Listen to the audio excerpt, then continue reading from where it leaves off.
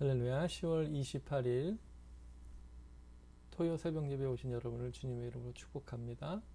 기도하시겠습니다. 사랑과 은혜가 충만하신 하나님 아버지, 오늘 새벽에도 깨어 예배하게 하시니 감사합니다. 하루를 기도로 시작하며 영적으로 충만한 하루 되게 하여 주시옵고, 말씀을 묵상하며 시작하며 말씀의 능력을 경험하는 하루 되게 하여 주옵소서. 오늘도 우리 삶의 기도의 제목으로 가지고 기도할 때 주님의 놀라운 섭리와 예비하심의 은혜를 경험하는 하루 되게 하여 주시옵소서. 우리 구주 예수 그리스도의 이름으로 간절히 기도하옵나이다. 아멘. 성경 말씀 보시겠습니다. 우리 함께 읽을 말씀은 구약성경 에스겔 15장 1절에서 8절까지 말씀입니다. 여호와의 말씀이 내게 임하여 이르시되, 인자야, 포도나무가 모든 나무보다 나은 것이 무엇이랴? 숲속의 여러 나무 가운데 있는 그 포도나무 가지가 나은 것이 무엇이랴? 그 나무를 가지고 무엇을 제조할 수 있겠느냐? 그것으로 무슨 그릇을 걸 못을 만들 수 있겠느냐? 불에 던질 땔감이 될 뿐이라. 불이 그 두 끝을 사르고 그 가운데 태웠으니 제조에 무슨 소용이 있겠느냐? 이것이 온전할 때에도 아무 제조에 합당하지 아니하였거든. 하물며 불에 살라지고 탄 후에 어찌 제조에 합당하겠느냐? 그러므로 주 여호와께서 이같이 말씀하셨느니라. 내가 숲을 가운데 있는 포도나무를 불에 던질 땔감이 되게 한 것 같이 내가 예루살렘 주민도 그같이 할지라. 내가 그들을 대적한즉 그들이 그 불에서 나와 불이 그들을 사르리니 내가 그들을 대적할 때에 내가 여호와인 줄 너희가 알리라. 내가 그 땅을 황폐하게 하리니 이는 그들이 범법함이니라. 나 주 여호와의 말이니라 하시니라. 이 기록된 오고스의 말씀이 우리의 심령에 생명력 있는 레마의 말씀으로 새겨지기를 간절히 원합니다. 하나님의 음성으로 심령에 새겨지기를 원합니다. 아멘.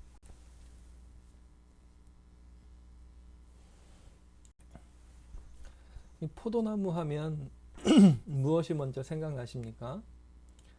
저는 포도를 너무 좋아하는 둘째가 생각납니다. 특별히 한국 품종의 포도를 좋아하는데요.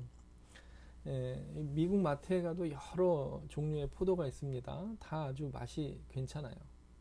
근데 둘째는요, 한국 품종의 포도를 유난히 좋아합니다. 다른 포도도 좋아하지만 이 한국 품종, 한국 포도라고 우리 부르는데요. 이 포도를 너무 좋아해요. 그래서 한인 마트에 가서 한국 포도를 사주면요, 너무 좋아하는 우리 둘째의 표정이 떠오릅니다.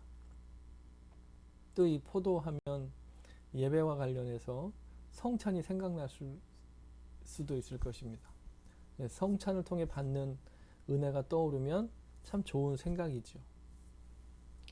또 예전에는요, 이 포도 열매를 이렇게 그림을 그려놓고요, 그 빈칸을 다 채우면 상을 주는 그런 교실이 있었습니다. 그런 선생님이 있었죠. 그래서 좋은 상을 탄 경험이 있는 분들이 있다면 좀 학교가 생각나거나 좋은 상을 받은 기억이 날 수도 있겠지요. 포도주나 와인이 생각나는 분도 있을 것입니다. 와인이 생각나실 수는 있는데요. 교회에서 그렇게 이야기하지 않으시는 것이 좋겠죠. 왜냐하면 저 사람은 술만 생각하는구나 그럴 수도 있잖아요. 그죠? 오해할 수도 있으니까. 이스라엘 백성들은 포도나무 하면 무엇을 떠올렸을까요? 지금 이 말씀을 주시는 시대를 보면요, 포도나무라고 말하면 이스라엘 사람들이 떠올리는 이미지는요, 생존이라고 하는 것을 떠올렸을 것입니다. 이스라엘 지역의 이 기후에서요, 포도나무는요, 그들의 생존에 반드시 필요한 작물 가운데 하나였기 때문에 포도나무 하면 생존이라고 하는 단어를 떠올렸을 것입니다. 그 포도나무가 있어서 포도 열매가 열렸기 때문에 물을 대신할 수 있는, 물이 귀한 지역이잖아요. 물을 대신할 수 있는 식수를 해결할 수 있었습니다.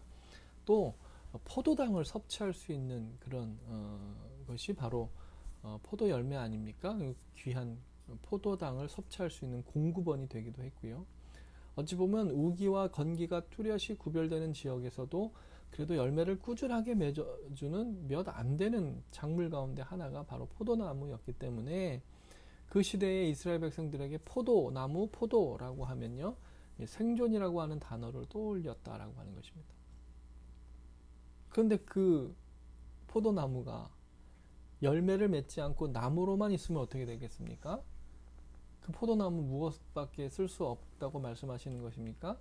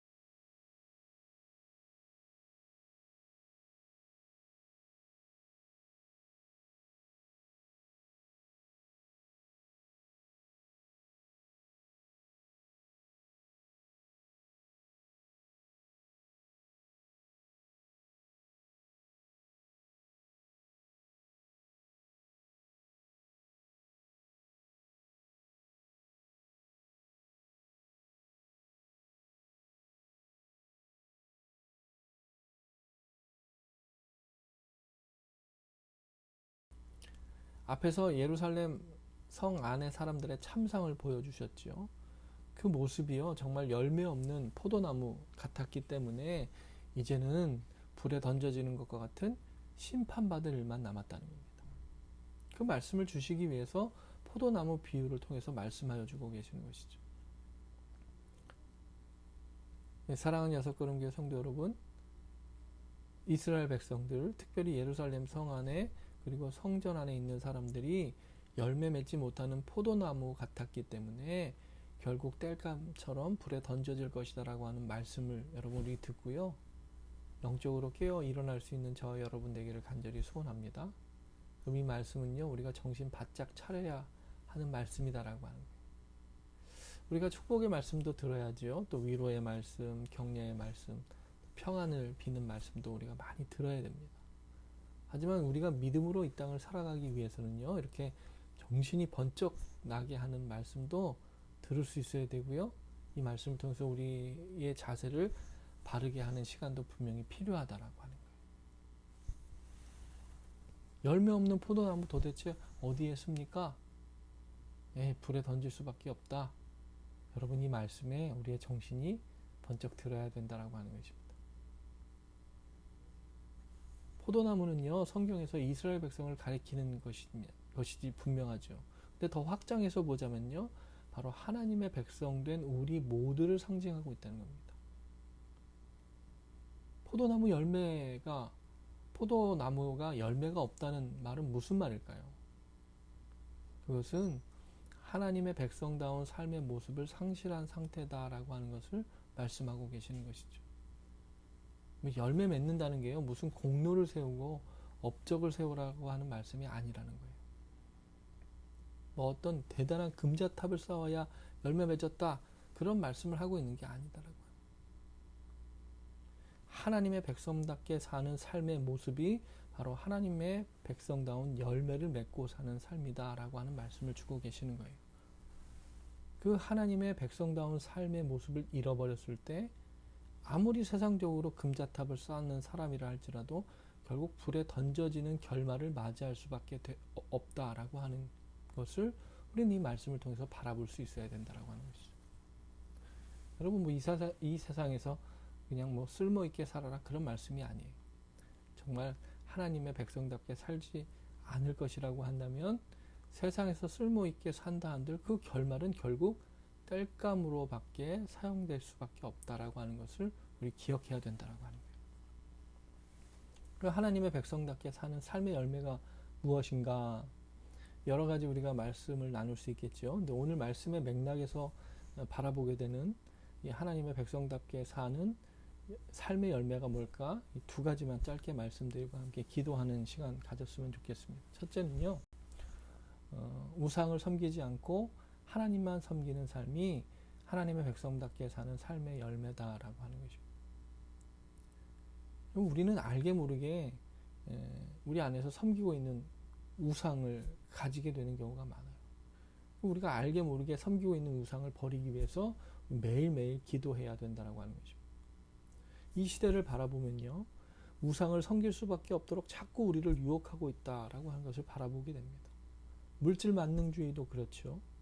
만모니즘이 가득한 이 시대를 살아가고 있기 때문에 여러분, 우리 까딱하면 우리의 신앙관이요, 물질을 우상시하는 쪽으로 흘러가기 십상이다라고 하는 거예요. 하나님보다 물질을 더 크게 여기게 되고요, 물질로 사람을 판단하고요, 하나님의 축복도 다 물질에 극한시켜서 말하게 되는 그런 경향을 보게 되더라고요. 여러분, 물론 물질도 하나님의 축복이 맞습니다. 근데 물질이 아닌 하나님의 축복도 많잖아요. 물질만 하나님의 축복이고 응답이고 은혜라고 생각하게 만드는 시대를 우리가 살아가고 있다라고 하는 거예요. 여러분, 그게 바로 우상입니다. 우상. 이 악한 영이 참 교묘한 거예요.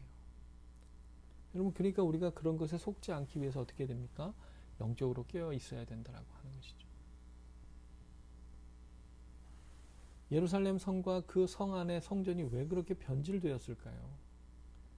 하나님만 섬겨야 하는 곳에서 우상을 섬기고 있었기 때문이다라고 하는 거예요. 그게 바로 열매 맺지 않는 포도나무라고 말씀하고 계신 거예요. 그런 포도나무는 불에 던져지는 것 말고는 쓸데가 없다라고 말씀하고 계시는 거예요.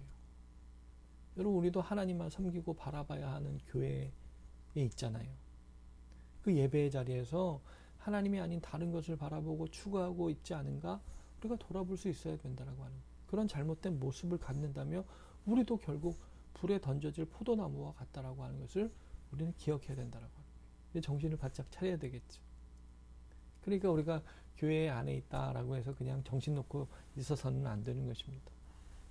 이 예배의 자리에서 하나님만 바라보기 위해서 영적으로 깨어 있어야 되는 것이죠. 혹 우리가 우상을 섬기고 있는 것은 아닌가. 여러분, 경각심을 가지고 하나님만 예배하는 예배자가 되어야 된다고 하는 것입니다. 그런 예배자 되시기를 간절히 축원합니다. 그게 하나님의 백성다운 열매를 맺는 삶이다라고 하는 거예요.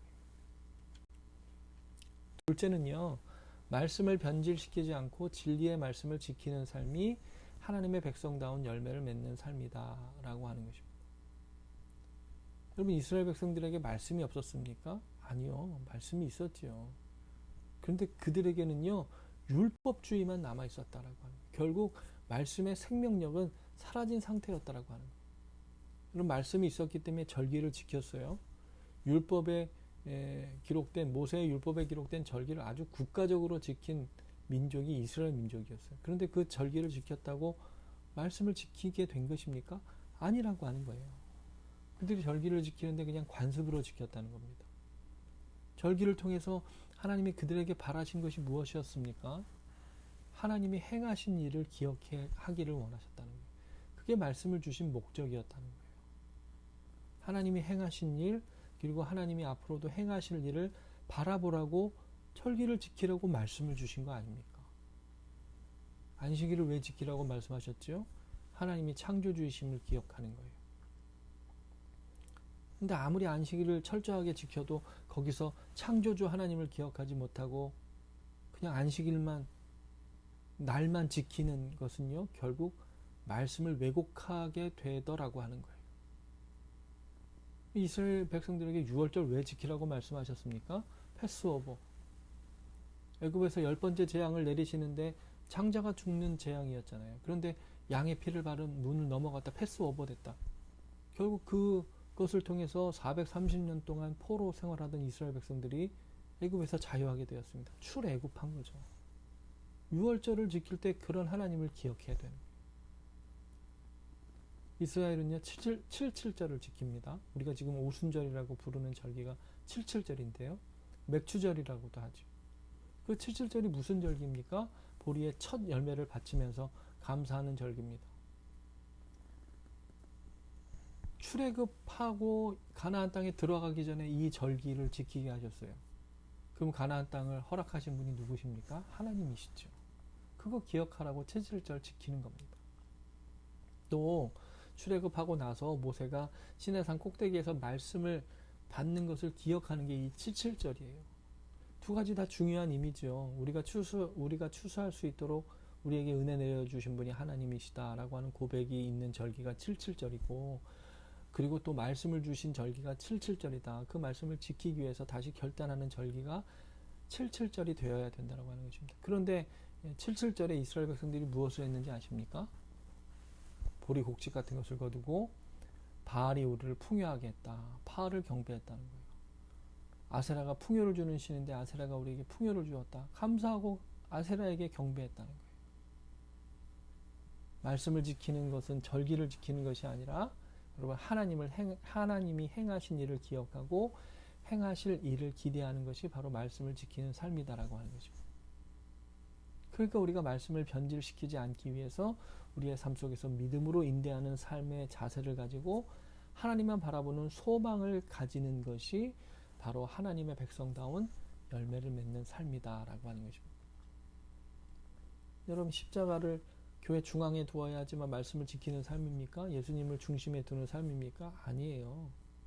그 십자가가 무엇을 의미하는지 날마다 되새겨야 말씀을 지키는 삶이 되는 겁니다. 근데 그 십자가 어디에 두는 것 때문에 싸워요. 그 교회가 반쪽이 나요. 그것 때문에. 그건 말씀을 지키는 삶이 아니죠. 그건 열매 없는 삶입니다. 예수님의 십자가의 보혈을 통해서 우리가 죄에서 벗어나게 되었다. 마치 이스라엘 백성들이 출애굽했듯이 우리가 죄에서 벗어난 자유한 존재가 되었음을 날마다 선포하는, 날마다 그 십자가를 바라보며 내 마음에 그 십자가를 새기는 게 말씀을 지키는 삶이고, 그게 열매라고 하는 것입니다. 그러니 성경에서 죄라고 한 것은 모양이라도 버리기 위해서 날마다 다시 결단하고 말씀을 지키는 삶, 그게 바로 열매 맺는 삶이다라고 합니다. 어떤 업적이 있어야 열매가 아니라 내 삶으로 말씀을 살아내는 것이 바로 열매 맺는 삶이다라고 하는 것을 우리는 기억해야 된다라고 하는 것입니다. 이 말씀을 맺겠습니다. 하나님의 백성다운 열매를 맺는 성도님들 되시기를 간절히 축원합니다. 포도나무 하면 이스라엘 백성들이 생존을 떠올렸다라고 말씀드렸지요. 하나님의 백성다운 열매를 맺는 삶은요, 우리의 영혼의 생존이 걸린 문제다라고 하는 것을 우리는 기억해야 됩니다. 그렇기 때문에 우리 안에 알게 모르게 자리 잡고 있는 우상을 다 제어하기 위해서 오늘도 우리가 영적으로 깨어 기도해야 된다라고 하는 것이죠. 여러분, 샤머니즘적인 기복행위가 교회 안에서 없어져야 되는 거예요. 우리의 기도에서 그런 기복주의적인 요소가 다 없어져야 되는 것입니다. 점을 보고 점을 치고 미래를 점치는 듯한 신앙적인 행위들 우리가 없애야 돼요. 다 우상을 섬기는 모습이다라고. 하나님을 섬기는 교회 안에서 우상을 섬기는 행위들, 여러분 이거 정말 우리가 오늘 말씀을 통해서 이거 불에 던져지는 행위구나 라고 하는 걸 깨우쳐야 된다. 그리고 교회 안에서 오직 하나님만 바라보는 예배가 회복될 수 있도록 우리가 함께 힘을 모아야 된다는 것이죠. 하나님만 바라보고 예배하는 예배자가 되시기를 간절히 축원합니다. 물질을 더 크게 보고 물질만 축복이고 응답이고 은혜다라고 말하던 것들이 이제는 달라져야 된다고 하는 거예요. 하나님의 영광이 무엇인가, 정말 하나님의 은혜가 무엇인가, 그것을 바라보고 그런 하늘의 소망을 가지고 예배할 때 우리의 삶이 하나님의 백성다운 열매를 맺는 삶이 된다라고 하는 것이죠. 여러분, 이 시대에 진리의 말씀을 지키는 우리 모두가 되기를 간절히 바랍니다. 절기 그냥 지킨다고 말씀 지키는 게 아니에요. 그것을 통해서 하나님이 행하신 일을 기억하는 삶을 사는 것이 말씀을 지키는 삶이다라고 하는 거예요. 오늘도 십자가를 우리의 마음의 중심에 깊이 새기는 그런 기도의 시간 되시기를 바랍니다. 우리가 왜 자유하게 되었는가? 우리가 어떻게 죄에서 자유하게 되었는가? 우리가 어떻게 영원한 생명을 얻게 되었는가? 그 십자가를 바라보며 되새기는 게 말씀을 지키는 삶입니다. 그 예수 그리스도의 은혜로 내가 이렇게 새 사람이 되었으니까, 새 생명을 얻었으니까 죄 짓고 살지 말아야지. 그래서 말씀에서 죄라고 한 것은 모양이라도 흉내내지 말아야지. 그게 하나님 백성답게 사는 열매 아니겠습니까? 하나님이 행하신 일을 기대하고 소망하며 기도하는 성도님들 되시기를 간절히 축원합니다. 그게 열매지요. 내 인생에서 무슨 업적, 금자탑, 성공을 이루어내야 열매가 되는 게 아닙니다. 예수 그리스도를 통해서 내게 주신 영생이 내 인생의 가장 큰 축복임을 되새기는 것이 말씀을 지키는 삶이고, 그게 열매 맺는 삶이다 라고 하는 거예요. 그럴 때 내 인생의 성공도 열매가 될 수 있는 것이고, 혹시 내가 인생에서 어떤 세상이 인정하는 성공을 하지 못했다 할지라도 실패한 인생이 아니라 내가 하나님의 자녀로 이 땅을 살아가는 것 자체가 열매 맺는 삶이다라고 하는 것을 바라볼 수 있어야 된다라고 하는 것이죠. 무엇보다 이 시대의 말씀을 변개하려고 하는 것에 맞서서 진리의 말씀을 지키기 위해 함께 힘을 모으는 우리 모두가 되기를 바랍니다. 그게 너무나도 소중한 시대예요. 그게 진짜 믿음의 삶에서 가장 값진 열매를 맺는 삶이 되지 않겠습니까? 오늘 하루도 말씀을 붙들고 아름다운 믿음의 열매를 풍성하게 맺는 그런 복된 삶을 사시는 성도님들 되시기를 다시 한번 주님의 이름으로 축원을 드립니다. 기도하시겠습니다. 사랑과 은혜가 충만하신 하나님 아버지, 오늘도 우리 하나님 백성다운 열매 맺기 위해 기도하는 시간 되기를 원합니다. 우리 안에 우상을 섬기는 모든 것들이 다 자하여지게 하여 주시옵고, 하나님만 바라보고 하나님만 예배하고 하나님의 영광만 바라는 믿음의 사람 되게 하여 주옵소서. 우리에게 주신 십자가의 은혜를 마음의 중심에 새기며 나아가기를 원합니다.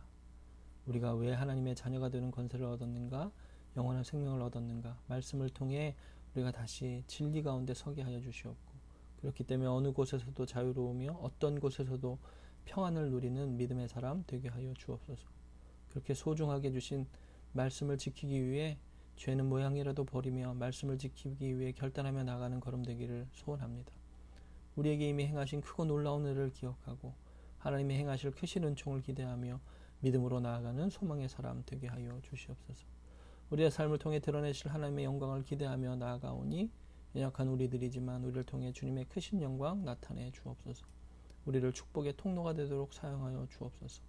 생존이 걸린 하나님의 백성다운 열매 맺는 삶을 풍성하게 맺는 오늘 하루가 될 수 있도록 우리를 인도하여 주시옵소서. 우리 구주 예수 그리스도 이름으로 간절히 기도하옵나이다.